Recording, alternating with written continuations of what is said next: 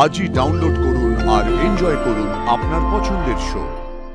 আমার মনে হয় ব্যাপারটা শান্তিপূর্ণভাবে রাখতে গেলে কৃষ্ণ দাদু লাজুকে নিয়ে যাওয়াই ভালো।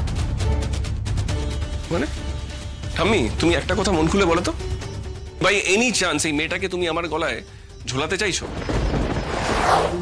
যেই বাড়িতে তোমার বিয়ে হয়েছিল তাদের ঠিকানার নামগুলো গড়গড়িয়ে বলে ফেলো তো। তারা তো আমাকে গড়ে নেবে না। কেমন নেবে না সেটা আমি দেখছি। তুমি এক্ষুনি আমাকে ওদের নাম ঠিকানা দাও। দাও,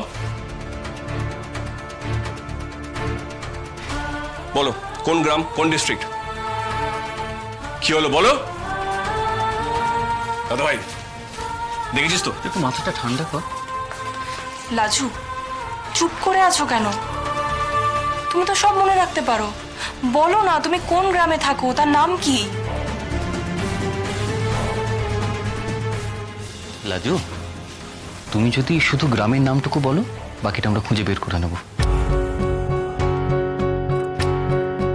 শ্বশুরের নাম, বরের নাম। আচ্ছা, বিয়ের কার্ড তো নিশ্চয়ই ছাপানো হয়েছিল? লাজু, সবাই যা বলছে সেটা কি ঠিক? তোমার কি সত্যি সবকিছু মনে আছে? আচ্ছা, কেন মনে থাকবে না বলতো? ওর সাইন, কস, থিটা সবকিছু মনে আছে, আর এটা মনে থাকবে না? লাজু, এটা কি তোমার ত্রিকোণমিতি থেকে কম ইম্পর্টেন্ট?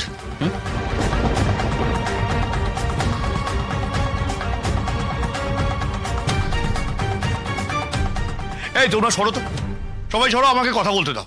সরো সরো, আমি কথা বলছি। হ্যাঁ রে, বলে দি না রে মা, আমি তো বলছি তোর সঙ্গে আমি সেখানে যাব। আমি তাদের বোঝাবো, তাদের সঙ্গে কথা বলবো।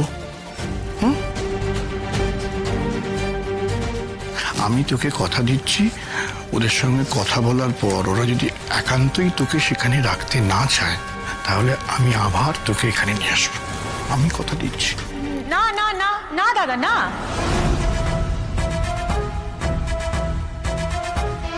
ওকে ফিরিয়ে আনবেন কেন? ওকে ফিরিয়ে আনার কোনো প্রশ্নই ওঠে না। ওর জন্য আমাদের কম অপমানিত হতে হচ্ছে নাকি? এখনো পর্যন্ত ফোন করে লোকে আমাদের অপমান করছে, জানতে চাইছে মেয়েটা কার ঘরে থাকে। আমার ছেলেকে সন্দেহ করছে দাদা।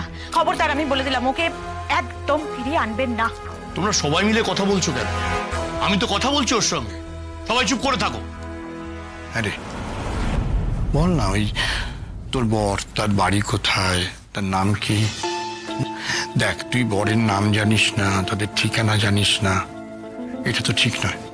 তোকে দেখে স্পষ্ট বোঝা যাচ্ছে তুই জানিস, বলে দে। আমাদের গড়ে তোমাদের মতন চলে নেকো। সেখানে মেয়েকে বিয়ে দেওয়ার সময় কেউ কিছু বলেনি। যারা বেশি সুদয়, পরের ব্যাপারে জানতে চায়, তাকে নীলাজ বলে গড়ের লোকেরা বকে। তাই আমিও কিছু শুধুই নি। আমার দিদি একবার কেবল কইছিল কি যার সঙ্গে আমার বিয়ে হবে তার নামে নাকি দেব আছে। তুই দেবের বউ হবি বলে আমাকে খুব কেঁপিয়েছিল। কেউ আমাকে বললে সে নাম আমার মাথায় থাকতো। হ্যাঁ, ভগবান, মানে অসাধারণ, ব্রিলিয়েন্ট, অভূতপূর্ব। মানে সত্যি আমার আর কিছু বলার নেই। মানে এই মেয়ে কিভাবে অজুহাত দেবে, বাড়ির লোকের মন গলাবে, এই সব ছল চাতুরিও জেনেই এসছে। এরকম করে কেন বলছিস ছোটদা ভাই?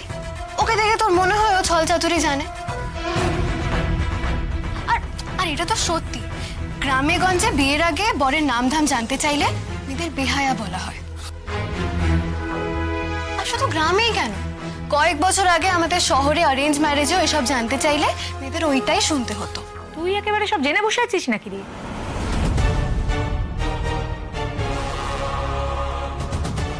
এই যে মেয়ে, তুমি যে এই কাঁচা কাঁচা মিথ্যে কথাগুলো বলে যাচ্ছ, তুমি কি ভাবছো আমরা বিশ্বাস করছি? আচ্ছা দাদা, ওকে কোনো সাইকিয়াট্রিস্টের কাছে নিয়ে যাওয়া যায় না? আরে বাবা, ওই যে সোনার কেল্লাতে ওই বাচ্চাটাকে নিয়ে গেছিল, কি সব হিপনোটাইজ করে ওর থেকে কথা বের করেছিল। কোনো বিষয়ে একটু নর্মাল কথা বলবে? হ্যাঁ, একটু নর্মাল কথা। সিনেমা আর বাস্তব দুটো কিন্তু এক নয়। আরে এটা ছাড়া তো উপায় নেই, ও জানে কিন্তু বলবে না যখন। আচ্ছা, সে তো একদিনে হবে না, অনেকটা সময় লাগবে। এই রোববারটা কি করে উতরোয় সেটা আমাদের ভাবতে হবে। ওই যে অষ্টমঙ্গলা, আমার মনে হয় ব্যাপারটা শান্তিপূর্ণভাবে রাখতে গেলে কৃষ্ণ দাদু লাজুকে নিয়ে যাওয়াই ভালো।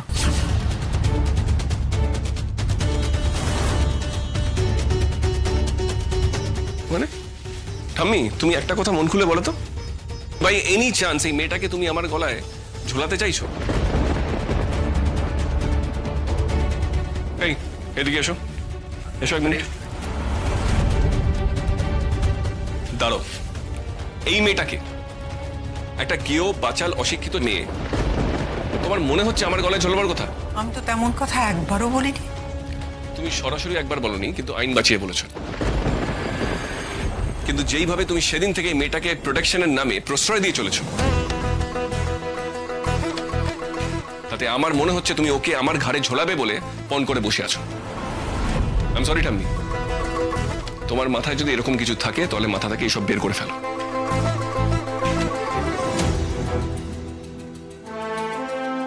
নাহলে আমাকে বেরিয়ে যেতে হবে এই বাড়ি থেকে।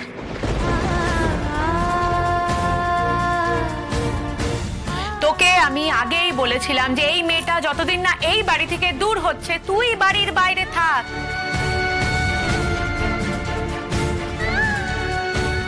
তুমি এমন কথা কেন বলছো কাম্মা? লাজু তো কোনোভাবে কৃষ্ণকে ডিস্টার্ব করেনি, তাহলে লাজুর জন্য কৃষ্ণ কেন বাড়ির বাইরে থাকবে? দাদা ভাই, ওর প্রেজেন্সটাই আমার পক্ষে ডিস্টার্বেন্স।